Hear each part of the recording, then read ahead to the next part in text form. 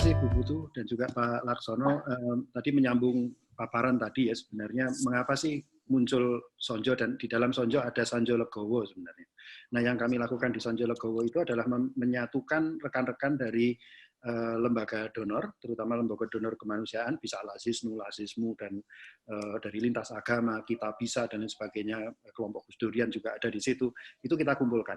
Nah, kami tidak memang ada aspek GCG yang kami cukup aware, itu sebabnya kalau di Sonjo kami tidak memperkenankan untuk fundraising. Bukan apa-apa, karena Sonjo ini kan OTB, Pak, sebenarnya. Organisasi tanpa bentuk atau informal, tentunya tidak bisa kemudian melakukan fundraising, karena itu isunya akan jauh jadi masalah.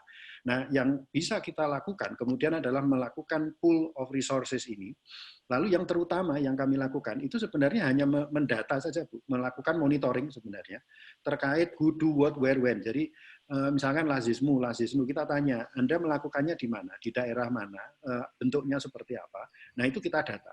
Kenapa demikian? Karena yang kami utamakan itu adalah bagaimana agar penyaluran itu tidak overlapping. Karena yang berbahaya sebenarnya dengan kondisi sekarang ini seringkali di dalam ketika muncul satu bencana itu, apalagi kalau nanti daerahnya itu disorot oleh TV dan lain sebagainya, itu seringkali akan mendadak mendapatkan bantuan yang banyak, tetapi kemudian tetangga-tetangganya nggak dapat. Nah, ini yang kita coba untuk menggabungkan di sini, diskusi di dalam Sonjo Legowo itu untuk menentukan sebenarnya who do what where when-nya itu.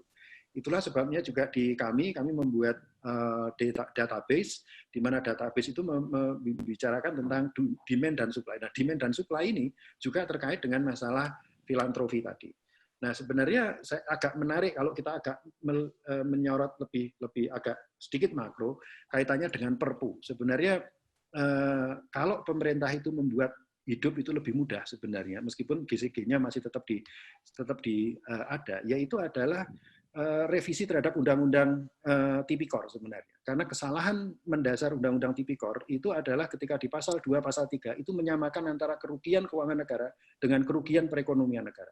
Problemnya adalah tidak ada, harusnya itu kerugian itu hanya perekonomian negara, jangan keuangan negara. Kalau perekonomian negara, keuangan negara dihitung, itu jadi masalah. Kenapa? Semua subsidi itu ya merugikan keuangan negara. Siapa bilang nggak ada subsidi bisa menguntungkan keuangan negara? Nggak ada gitu.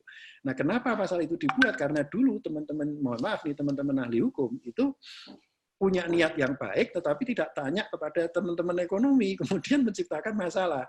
Sekarang ini yang terjadi adalah banyak orang sebenarnya tidak melakukan korupsi, tapi kemudian bisa dijerat dengan Undang-Undang Tipikor pasal 2, pasal 3. Jadi apa yang seharusnya dilakukan itu menghilangkan kata-kata kerugian keuangan negara itu di dalam pasal 2, pasal 3 Undang-Undang Tipikor.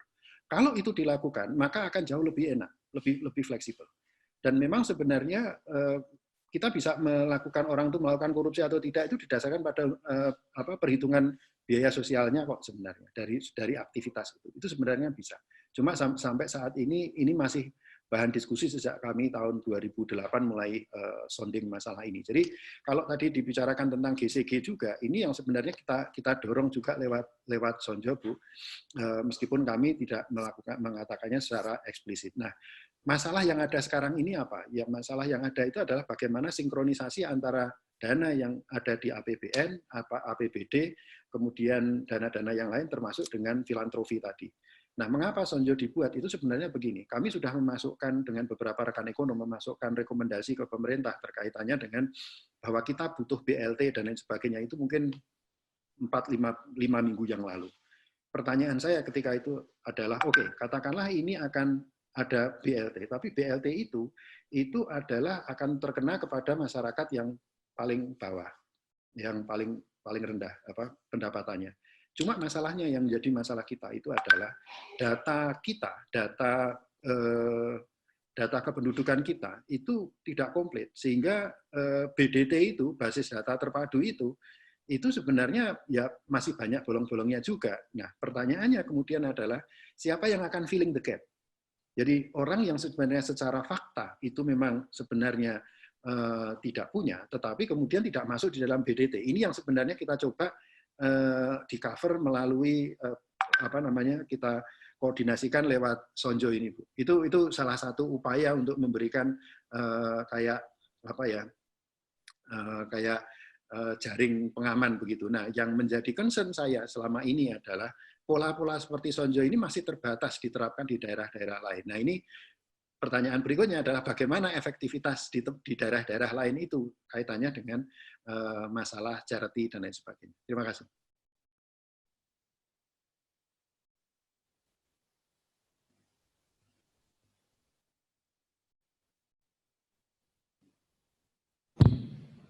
Halo Mbak Putu.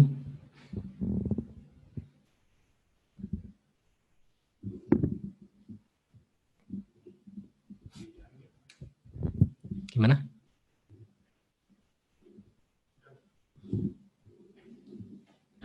Halo Mbak Putu. Di unmute dulu Mbak Putu. Mbak Putu tolong di unmute dulu untuk mikrofonnya. Masih di unmute. Masih di mute maksudnya. Ya. Ya. Ya, sudah, ya, Mbak. Dari Pak Rimawan sudah? Oke, baik. Terima kasih Pak Rimawan atas tadi penjelasannya tentang apa saja yang sudah dilakukan oleh Sonjo.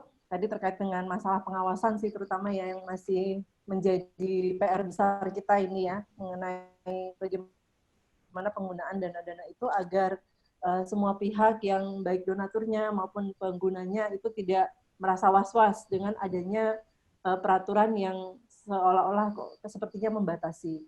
Nah, sebenarnya kita juga mengundang beberapa pihak lain untuk membahas, tapi kami masih tadi belum mendapat konfirmasi mengenai beberapa pembahas tersebut. Mungkin saya absen saja dari Dinas Kesehatan Provinsi DIY. Apakah ada yang hadir di dalam pertemuan ini?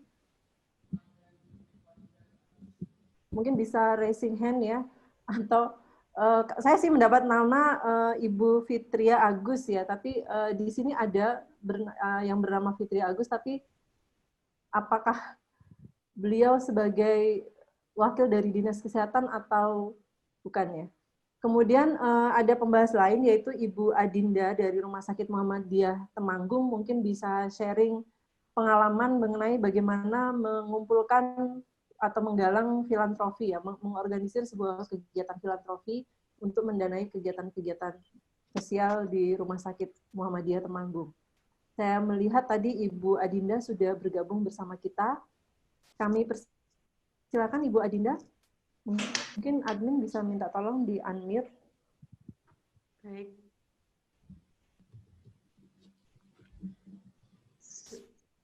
Sudah ya?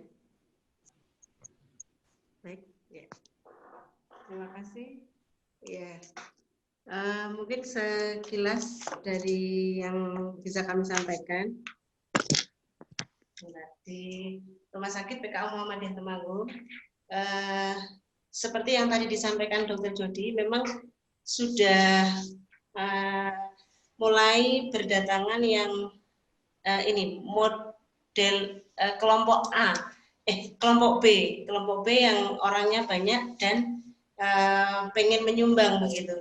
Nah, kemudian pada awalnya rumah sakit menetapkan untuk yang in natura, jadi barang yang diterima begitu. Jadi sumbangan yang berupa hazmat, yang berupa yang bisa dipakai langsung seperti itu. Tapi ternyata belakangan masyarakat yang berminat untuk memberikan itu juga kesulitan mendapatkan barangnya begitu. Nah, sehingga pada akhirnya kami memutuskan untuk membuka juga kanal yang rupiahnya dan untuk mengamankan maka kami bekerja sama dengan Najismu sebagai menggalang dananya ya. Jadi karena memang untuk rumah sakit saat ini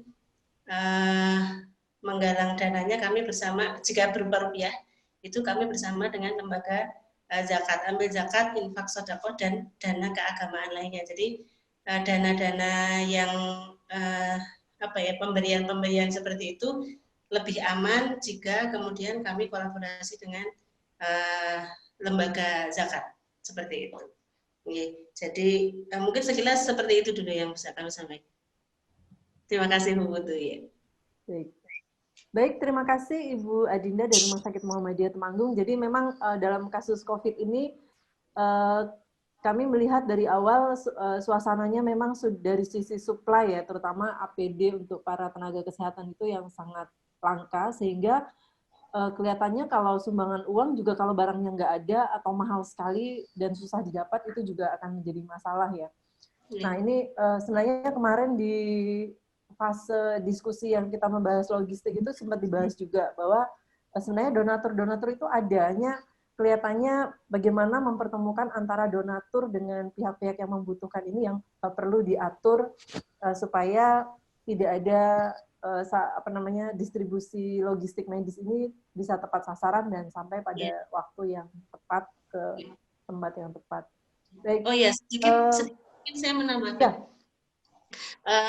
Kami juga selain secara medisnya, kami kan juga memiliki korps relawan. Jadi tim relawan yang ini sejak mulai sekitar November-Desember tahun lalu itu sudah dimulai.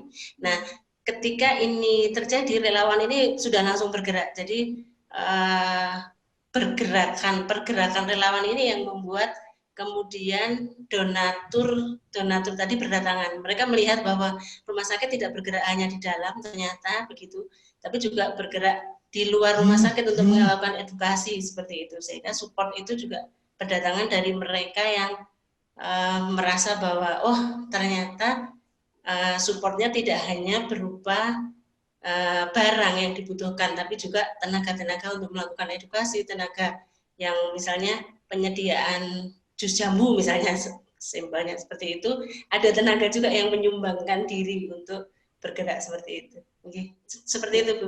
Terima kasih. Baik, terima kasih atas tambahannya Ibu Adinda. Jadi pengorganisasian korps relawan ini barangkali tadi masuk yang disampaikan oleh Dr. Jody ya mengenai bagaimana upaya untuk filantropi itu ya, karena ini sesuatu yang terorganisir dan sifatnya cukup jangka panjang.